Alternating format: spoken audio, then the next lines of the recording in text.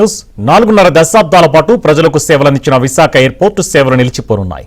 Bhogapuram airport సిద్ధమై రేపటి నుంచి కార్యకలాపాలు ప్రారంభం కానుండటంతో ఇవాళ అర్ధరాత్రి నుంచి విశాఖకు రాకపోకలు నిలిచిపోనున్నాయి. అత్యవసర సమయాలలో ప్రత్యేక విమానాలకు తప్ప ప్రయాణికుల విమానాలకు అనుమతి ఉండదు.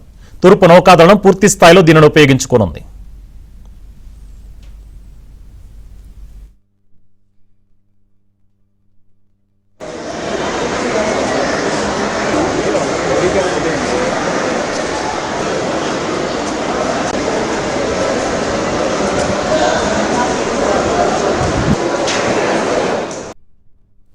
విశాఖపట్నం విమానాశ్రయానికి ఘనమైన చరిత్ర ఉంది.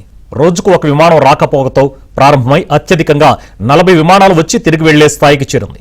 కొత్త అంతర్జాతీయ సర్వీసులను ప్రజలకు పరిచయం చేసింది. రెండో ప్రపంచ యుద్ధం సమయంలో 1941లో ఆంగ్లేయులు రాయల్ ఎయిర్ ఫోర్స్ కోసం ఇక్కడ చిన్న రన్వే నిర్మించారు. యుద్ధం ముగిశాక దాని అవసరం లేకుండా పోయింది. తిరిగి 1962లో పౌర విమానాల కోసం దానిని వినియోగంలోకి తీసుకొచ్చారు. కానీ పూర్తి స్థాయిలో నిర్వహించలేకపోయారు. భారత నౌకాదళం 1972లో ఇదే రన్వేను రక్షణ అవసరాలకు ఉపయోగించుకోవడం ప్రారంభించింది. విశాఖలో తూర్పు నౌకాదళ కార్యకలాపాలు విస్తృతం కావడంతో 1986లో ఆ రన్వేను భూములను రక్షణ శాఖకు బదిలీ చేశారు.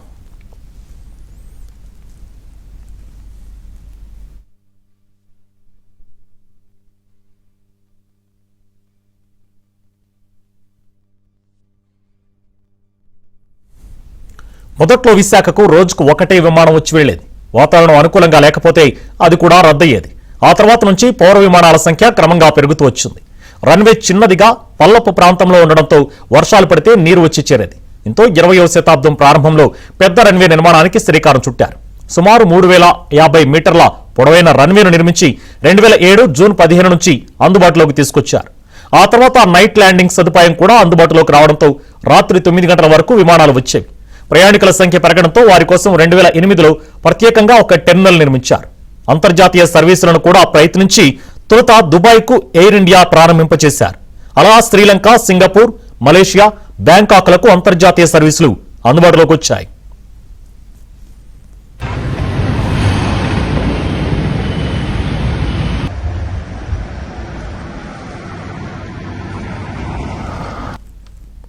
తర్వాతి కాలంలో విశాఖలోని తూర్పు నౌకాదళం రక్షణ పరంగా కీలకంగా మారింది.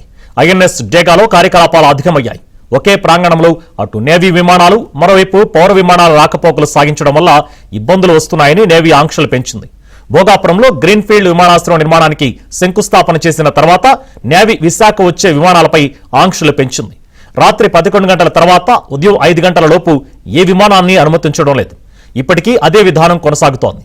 దీంతో సింగపూర్ మినహా అంతర్జాతీయ విమానాలు వెనక్కి వెళ్లిపోయాయి.